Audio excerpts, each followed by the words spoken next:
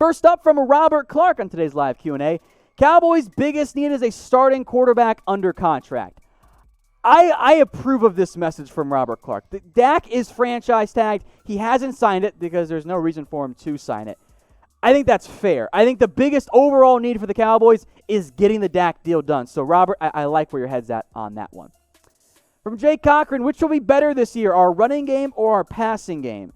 If you mean relative to the rest of the NFL, maybe the running game, but the passing game was pretty darn great last year as well. So, I don't know if there's like a incorrect answer here. I expect both of those units to be part of the best Cowboys offense. The best offense in the NFL, at least one of the best offenses in the NFL. All right, Alex Campa wants to know about O.J. Howard. I am intrigued by O.J. Howard as a potential fit.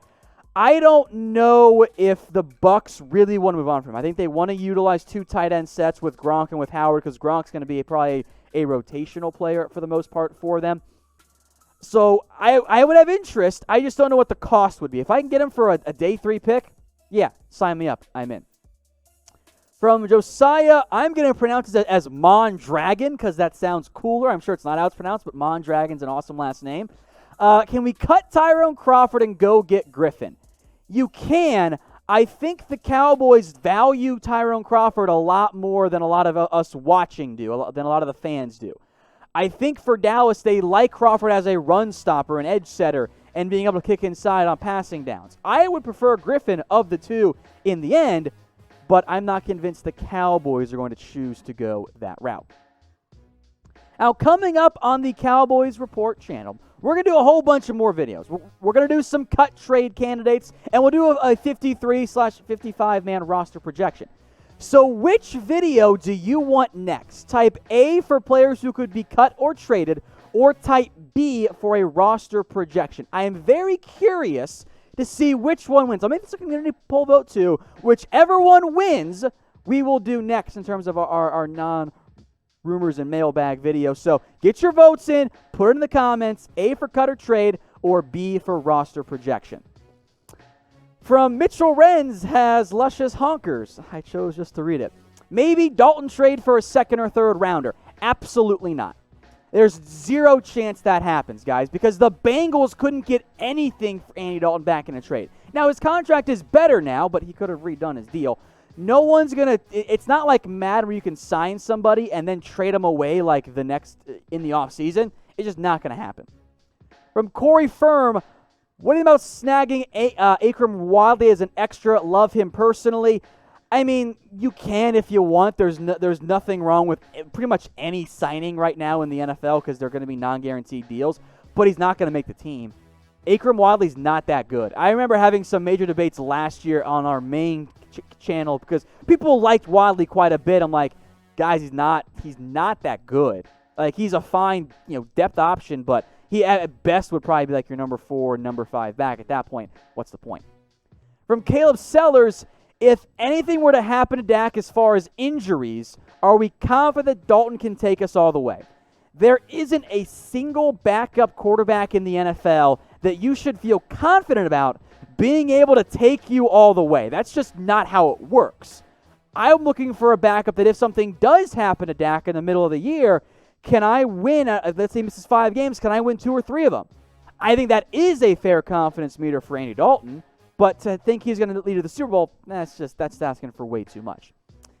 Now to Tom Downey has great hits. Probably there are 2 different, wildly inappropriate YouTube, photoshops out there. He wants to know about a chance of an O.J. Howard trade. I wouldn't get my hopes up. I have a tough time seeing the Bucs, A, wanting to move on from him, and B, really wanting to give up anything in terms of value, or the Cowboys. I don't think it makes enough sense. And although I of course, would like and have some interest in it. From Mr. F. Cancer, is this roster better than 2019? In terms of on-paper talent only for this year, probably not. I think the offense is fairly equal. Of course, you lose Randall Cobb, you bring in CeeDee Lamb, you do lose Frederick. You're not better in the secondary, make no mistake about that.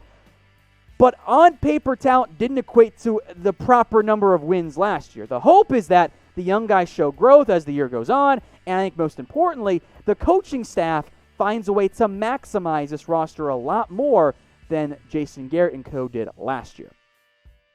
Now, we are the #1 Cowboys YouTube channel out there. So if you guys want to join the party, be part of the #1 channel with videos coming out every single day, hit that big red button and subscribe. We are almost to 60K, which is mind-boggling to me, because we've been doing this for like a year and a half. You guys are awesome. So hit that big red button, subscribe today to the #1 Cowboys YouTube channel out there.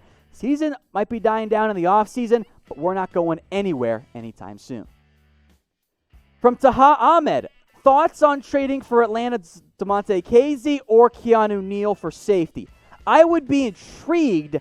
I'm not convinced the Falcons want to move on from those guys. Now, where it might make the most sense is if Atlanta tanks early on in the year and we get to the trade deadline portion of the season, the Falcons at that point might be sellers, and that's when it makes the most sense. But I think for Atlanta, they want to use Kazee, they want to use Neal, even though their contracts are due to be up in the near future.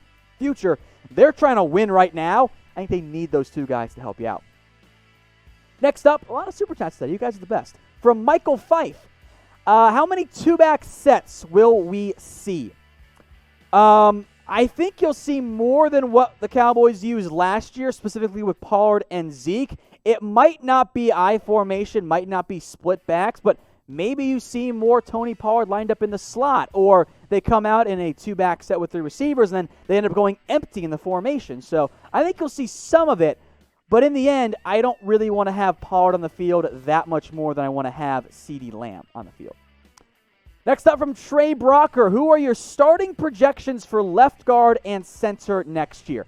Left guard's tricky because of injury to Connor Williams. Now, if Connor Williams is healthy for week 1, I think he's your starter. I know a lot of you guys don't like Connor Williams because he's the worst offensive lineman on the team, but that's actually saying not very much because the offensive line is awesome for the Cowboys. Like, you got 3 perennial All-Pros, or at least Pro Bowl caliber guys now with La'el Collins, plays like he did last year. So if he's healthy, I think C will just starter at left guard. Center is where things are interesting. McGovern could compete for that role. Looney, of course, is going to be the front runner right now. And Biadasz also will have a chance to win that job. I think for week 1, I'll lean towards Joe Looney, but those 2 spots are going to be must-watch whenever camp eventually gets going. From Jordan King, could they groom Anae into Crawford's replacement? It's an interesting idea. Bradlee Anae doesn't have great burst and bend in that type of roll off the edge. The issue, though, and this is why he fell to round 5, is that he's only like 260. So he's not someone you really want to be pushing inside a ton. And if you bulk him up too much, I worry about losing even more burst. So, and if you mean by Crawford's replacement of a defensive end, defensive tackle hybrid, I wouldn't get my hopes up. As a potential starter at defensive end, I'm a little bit more on board with that one. Brian Parson, do you really see another team making Dak the highest paid player in the NFL? Like, yeah, guys. I mean, look at what Ryan Tannehill got in free agency. Like, now, right now it's a little bit trickier, but teams are going to want to pay Dak. You don't find 26-year-old franchise quarterbacks on the open market. Now, the Cowboys are going to lose this deal. Don't get me wrong. No matter what deal the Cowboys sign to Dak Prescott, Dak will have won and the Cowboys will have lost. But we're months past that window being open. Dak's going to be expensive. Here's the way I view it. Do I want to make Dak the highest paid guy in the NFL? No, of course not. That's not good value. I would rather pay Dak 36 or 37 right now and get it done than to wait 3 months or 4 months or 5 months, drag it out even longer, let Deshaun Watson, Patrick Mahomes sign for even more record-setting numbers, and not make Dak the highest paid guy in the NFL, but I end up paying him more in the end. So yeah, Dak might be highest paid right now. If you wait a couple months, all of a sudden he's not. I prefer the former than the latter of those 2 options, even though regardless, it's not going to be a great deal for the Cowboys. Speaking of Dak and other Cowboys players, Cowboys jerseys are on sale. chatsports.com/Cowboys1, up to 25% off current players. That's Dak, that's Zeke Elliott, that's Amari Cooper, a whole bunch of other ones out there. Also available at that link, by the way, is the CeeDee Lamb jersey. Now, as a reminder, Lamb is not on sale because he's a rookie. They're just not going to give us the deals, unfortunately, for you. But you can pre-order it, and then it'll get shipped in plenty of time before the season and preseason really get going. That is chatsports.com/Cowboys1. Chatsports.com/Cowboys1. Go check it out. From Angel, are they going to use Pollard as kick returner? I mean, he was last year. He was the kick returner. The issue was the Cowboys never had any chances to take kicks out. So Pollard was almost always lined up back there as the kick returner. Punt returner, though, that could be an interesting situation. I'm not quite sure what the Cowboys plan to do there yet. Pollard was mostly a kick return guy at Memphis. Hasn't played a huge role in terms of punt returns at either spot. From Bobby, Aldon Smith thoughts after years of not playing, impact player. My expectations for Aldon Smith are going to be low. I am not going to assume that he's going to step right in and immediately be the superstar player. That's not my goal. If I can get a couple sacks from him, I'll be pretty darn happy. From Akil, will Trevon Diggs be better than Byron? What is his NFL comparison based on play style, and what can he be? If you expect Trevon Diggs to be a top 10 corner, I think that's an unrealistic expectation. I like Trevon Diggs. I really do. I thought it was a great pick by the Cowboys. But the Dolphins made Byron Jones, at the time, the highest paid corner in the NFL because he's awesome. He's really good at football. So I am not anticipating Diggs this year, next year, even at any point, being better than Byron Jones.